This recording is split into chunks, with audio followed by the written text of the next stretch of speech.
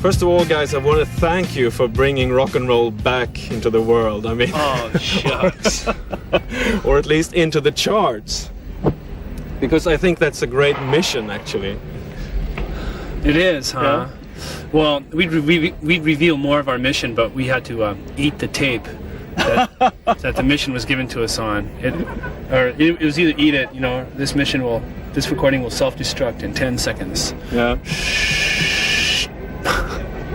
No, but actually, oh, look at that. People are swimming here with their clothes on. Their clothes on. Idiots. Crazy idiots.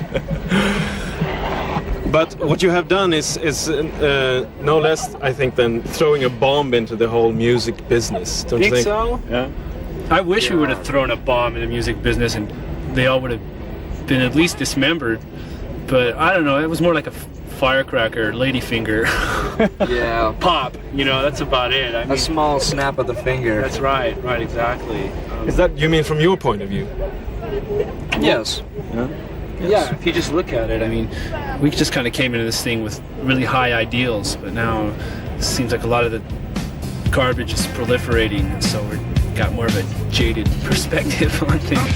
What we're doing is nothing new, it's just that our band happened to penetrate into the mainstream. Yeah, so mainstream kids now are realizing the fact that they can start bands. Yeah.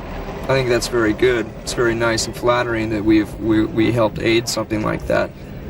But I don't know. That ideal has always been around in the underground, and to me, it seems kind of it seems really sad that so many people have a hard time finding small record shops or underground or independent type of music, where in every city there's at least 2 or 3 of those kind of shops. And it doesn't seem to me to be that hard of a thing to find, you know? But some people are so, I don't know, narrow-minded or just unaware to where they need something like someone as accessible as us to be thrown into their faces to where they realize that there are small record shops and independent labels and people doing things on their own. So maybe that's the most important thing then with the whole Nirvana thing, as it is called, that you actually give people the chance to find other bands, you know, finding those record shops and stuff. Well, yeah, just in like interviews, just naming names of bands, so maybe somebody could be watching. So I never heard of that band. Maybe I'll go check them out. Yeah, like bringing Teenage Fan Club on tour with you now. Exactly. Yeah. Exactly. We've been on tour with like Shonen Knife. It's as simple as this: go to your telephone directory, look into the pages where it says record shops, call up all the record shops and ask, "Do you sell independent music? Do you sell independent records?" And then find the address. If they say yes, go to the shop, find fanzines, and there are all kinds of little distribution. I mean, there are distributions of little fanzines and magazines that are homemade by kids who are fans, which is why they're called fanzines. And then they can find out about all this kind of music. It's really simple. They really shouldn't need bands like us to tell them about things like that. It's a really simple thing to do. Do you think that the hysteria around now is a bit ridiculous? I don't know. I don't really pay a lot of attention to it. I mean, what do you know? Hysteria. We got a lot of attention. You know what I mean? A lot of like Teen Spirit was kind of played into the ground. Kind of made me feel a little self-conscious. You know. What do you guys think of hysteria? Oh, it's a load of shit. I think there are at least 10 to 15 other bands who are just as good, if not better than us, and they deserve just as much attention as we do if they choose to take that attention, if they want it, you know. But I think the reason that we've become so popular is because we were on a major label and we were exposed. We had the tools and the access to the mainstream in order to expose ourselves to the mainstream. Yeah, because I mean, if you've been following American independent or alternative music for a while. I mean, there's from the mid-'80s there've been loads of really good bands like Sonic Youth and Better bands in the Butthole early Surfers 80s, and yeah. Pixies and all of these guys. And There's always been really good substantial stuff underneath the surface ever since the 60s, you know? Yeah. And just for some reason, I don't know if it was some conspiracy or it might be just that labels invest money in some crap and they just want their money back, and so they just shove this down the throats of the mainstream.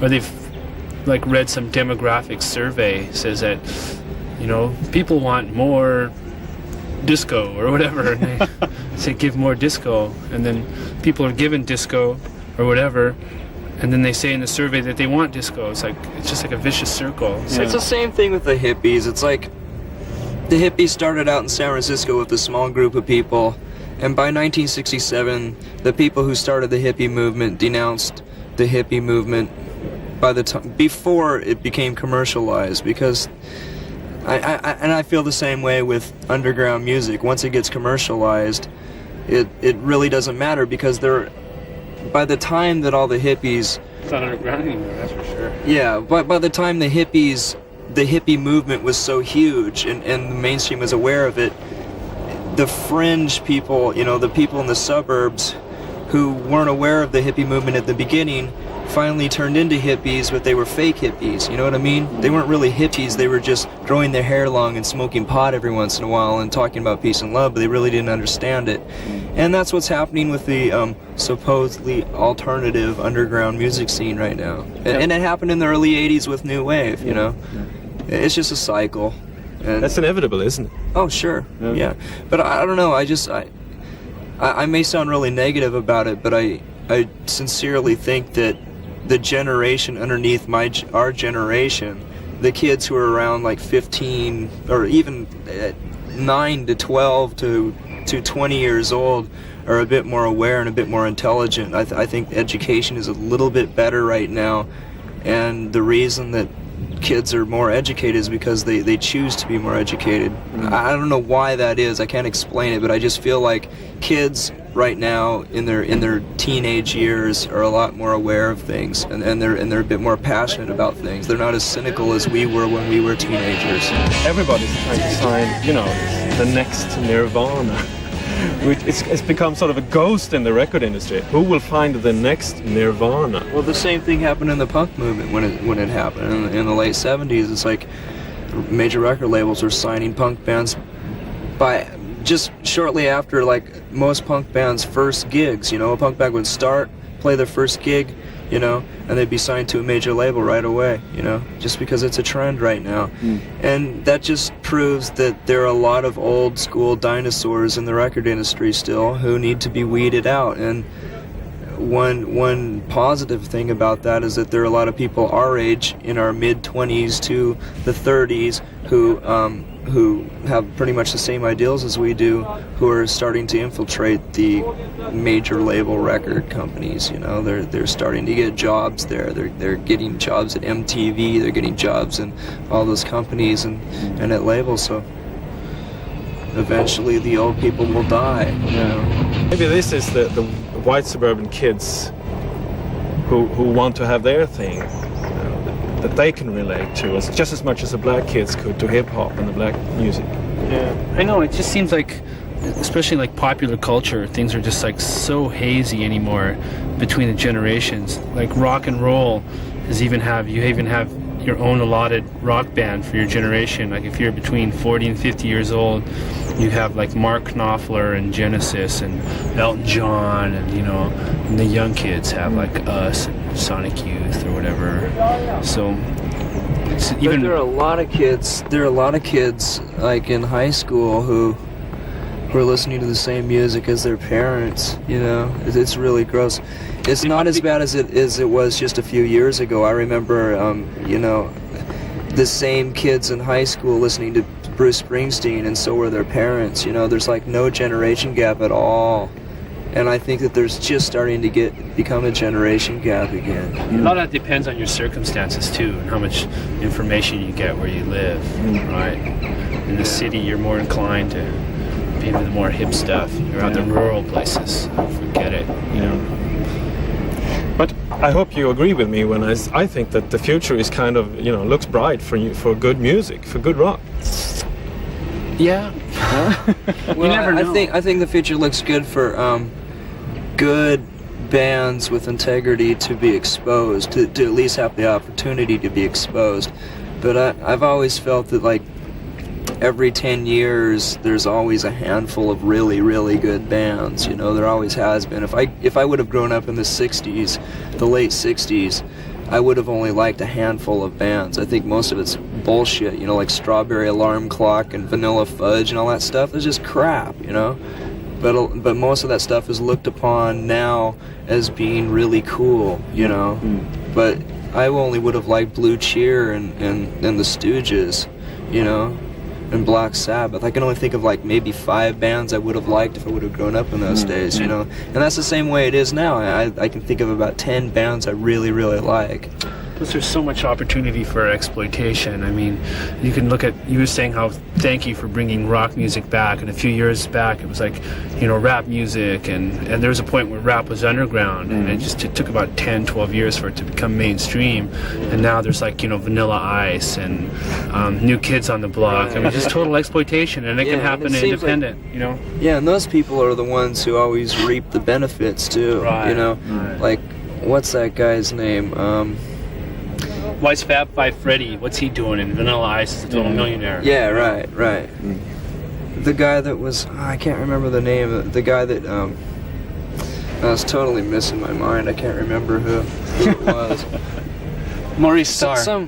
Maurice Starr? Right. He's the general. He's the New Kids on the Block's manager, and it went to his head so much that he started wearing this like flashy Liberace type general suit around. Like, oh, I'm the general. He's a rock star. He's the generalissimo. What is he going to do? Is he's going to take over some third world country with some junta and be CIA funded. And you know what? You know who's going to be president? It's Donnie from New Kids on the Block. He's going to be a puppet for the CIA and United Fruit. And then they're all going to commit suicide, right? That's right. In Jonestown type Kool-Aid. They're going to drink. Let's talk about you for a while. Is it fun to be famous? Not if you're walking down the street. Not when people recognize you, not when you can't have a moment. You can't. The people are waiting in the lobby of your hotel and constantly asking you for your signature, which still baffles me. I don't understand the autograph concept at all, but I figure it's almost a waste of breath to explain to people why you don't want to do it. But it's stupid. I mean, what is famous? It can be a burden, to be wanting to be famous, kind of vain, really. If you think about it, everybody look at me, It's like it'll pass someday. Most people who are really famous end up staying in their hotel rooms all the time. Total reclusives, and then they don't do anything. That sucks. It's a scaring perspective, isn't it? I don't want to turn into that kind of a person, but I can understand why Prince is such a freak, because people,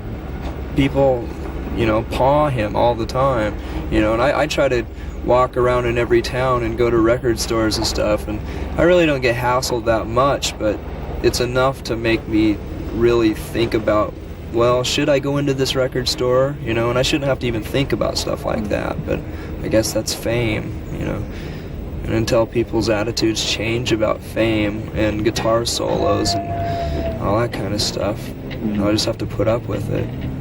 Lots of people think that you're really wild people, taking shiploads of drugs every day and, wrecking hotel rooms and stuff. I suppose you've met that kind of attitude. Well, I think a lot of people have the basic misconceptions, just whatever, the hotel trashing, drug doing. It's just cliche. Yeah, it's just stupid. I mean, hey, we're a rock band. We're supposed to do drugs, fault. It's all Everett True's fault. Do you know who he is? Yeah. He's the biggest rock star journalist there is in the whole world right now. Yeah. It's all his fault. He lies about us all the time. He's a dick. I hate his guts. No, I'm just kidding. That's another chapter. The rock press. Are You you? just had him in a headlock over there. Is he here? Yeah, he's here. He's here. Oh yeah. No, he's a good friend of ours. He's Yeah. fine. But I've heard If you don't have a story, you may as well lie about it, right? Yeah, that's what I've heard. You lie to journalists constantly. Well, journalists lie about us. Why can't we lie? Yeah, about It just right. depends what's going on. Never let the truth get in the way of a good story. It's a Exactly. shame when the media does that, though. They have such a responsibility to just proliferate such garbage like that. It's a shame. When it comes to your future, there's all sorts of rumors going on about how your next album will sound. Some people say it's going to be really wild, raw, and confusing. Some say it's going to be really quiet and acoustic and pretty. How does anyone know? Do we? Well, yeah, even where know? did they get the input information? We're recording our record next month. Did you know that? Are we? Are we gonna do it in my I was basement? thinking Are we about gonna do it in my that. We have to basement? do that. Where are we gonna some do it? of it. I'd like to try to do some of it, but I think I'd like to do it reciprocal. And with Steve Albini and Jack Endino. Not at the same time, but I was thinking maybe we should record like all the songs with Jack Endino and then all the songs with Steve Albini You heard and then it here some with first. Barrett and then and then like pick the best of all. So we're gonna do it next month. I'd love to. We have to. It has to That'd be be. great. It has I'd to like be to do it pressed right by away. November. See, that's the whole thing. It has to be like on the shelves by November. Yeah. Is that in your contract? No, that's just our. That's it is our now. demands. Damn it! We'll just send them this tape. You only have contract for one more record, is that right? With Geffen? Oh no, seven, Seven? 6 or 7. You know, Oh, our I see. career. Are you pleased with that company, is. the way they work? Yeah, they're good. They're nice people. It's Oh, a major label. Yeah, I know. Oh, but even it's just all business type, rock and roll business. Ties my head in knots, It's better to keep your mind off of the business aspect of the whole deal. Just focus on It's kind of gross. eating. But you have to be aware of it, or people start taking advantage of you. You know, you have to check in every once in a while. I can see an attitude with new bands like in the last. Well, like here's a band like 3 or 4 Extreme. years. Here's a band like Extreme, some total schlock rock band, right? And we played with them at some festival. I don't know why, but they are in an alternate reality than ours. They are in that rock and roll rock reality. And it's just And it's they a different want- reality. They surround themselves with these professional dickhead commercial rock and roll guys who, like, when they show up at an airport, their manager runs in ahead of them and tells the people who are greeting them No at video. their label. No video. No video. They're like, we want a "Hey!" path straight to the van. Here's what we need. We want a path straight to the van. We don't want any pictures taken. It's like, so what? And I'm not even really sure if they're aware of that things can actually operate on a different level. I don't think they're aware of how much they suck. Yeah, that's true. But that's not the type of bands that I was talking about. No, you said the new bands have Yeah. integrity. Yeah. It wasn't always like that because in the past there was dinosaur rock, Zeppelin, limousines and caviar and cocaine. Yeah, and the kids who were Just- starting new bands were blinded 2 by that minutes in a or way, whatever. and so they fell for the traps. And I don't think they do that anymore. No, because it's just it's ridiculous if you think about it. I think even the people who participated in that, who they're all in their 50s now, they look back at all the excess of the 70s and it was just gross. I think they probably even shudder when they think of it. It's just, I just couldn't see myself doing anything like that.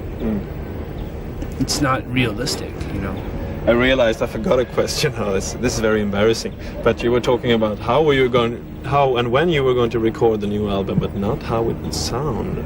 How would it sound? Oh. Will it be this raw, wild, and confusing thing, or will it be acoustic raw, and wild, pretty? and confusing. That's a good album cover or a name. Our next record, Raw, Wild. If our record's that name, you're gonna go shit. You're gonna go those guys, man. Raw, wild, and confusing. We're gonna be on the cover going. No, one of us is gonna look raw. Is gonna be naked. One of us is gonna look wild with loincloth and like some wild man. One of us is gonna look really confused. Raw, wild, and confusing. Yeah.